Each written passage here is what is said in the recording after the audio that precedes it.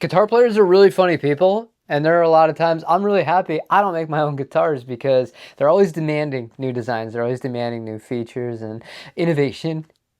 And then at the same time, when somebody deviates a little bit from the big G or the big F, it's like, I don't want anything to do with that. I'm not even going to give that thing a chance. And I just find it really funny because it feels like they can't win.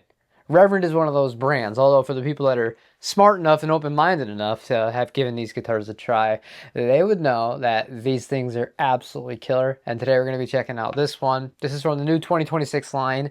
It is the Kingbolt. This is the HH version. They make another one with a P90 in the neck, and they also make one that has a Floyd Rose on it, if you're a psychopath. I'm not a psychopath. I'm a little crazy, but not that far gone.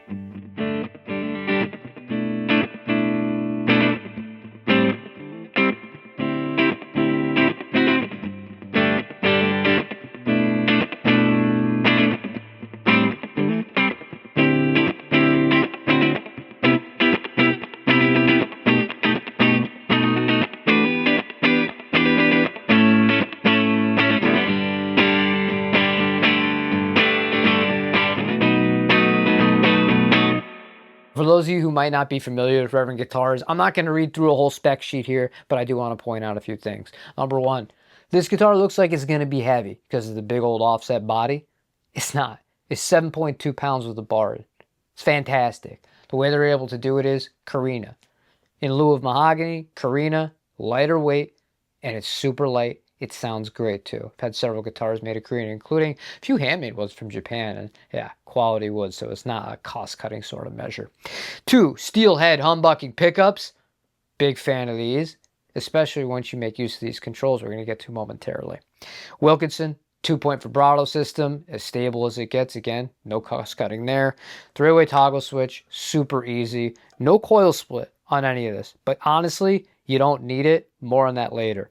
1 volume, 1 tone, and then the magic knob, which is kind of Reverend's thing that they hang their hat on as far as electronics go. This is the bass contour.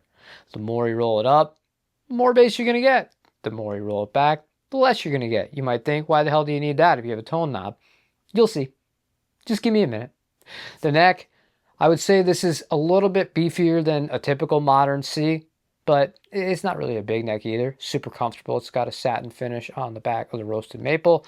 Rosewood fingerboard, medium-sized frets, 12-inch radius, and a 43mm bone nut. Top it off with a set of locking tuners.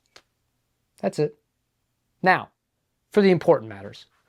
The way I shot the demonstrations for today, there were certain sounds that I wanted to go after. I wanted to hear how it sounded with gain, how it cleaned up with gain, how it did with aggressive gain, how the bass contour is going to work with all sorts of different scenarios, also how it would do with a bunch of time-based and modulation effects in the mix. All of it was done using the Dr. ZZ Plus. The reverb that you're going to hear in 99% of the clips is coming from the Z. I think there's only one more. I used the volante. You'll see that on the screen, but yeah, that's pretty much it. So we'll go ahead, we'll get started with some clean tones and go from there.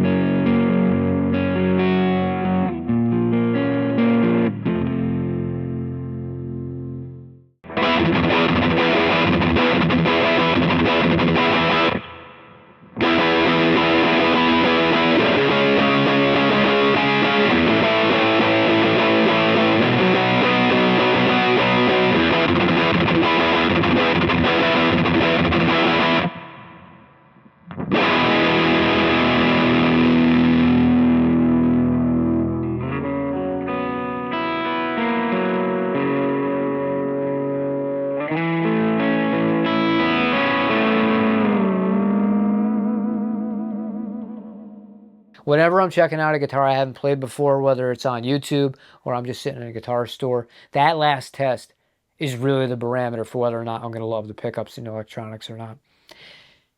I'm kind of blown away.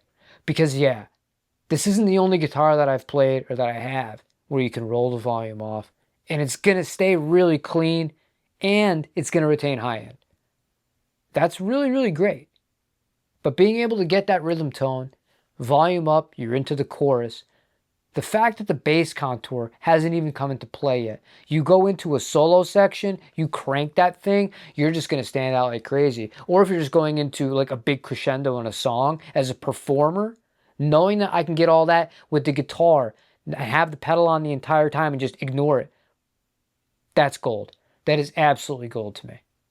On the other end of the spectrum though, taking the gain out of the equation, I've been on record for saying this for years.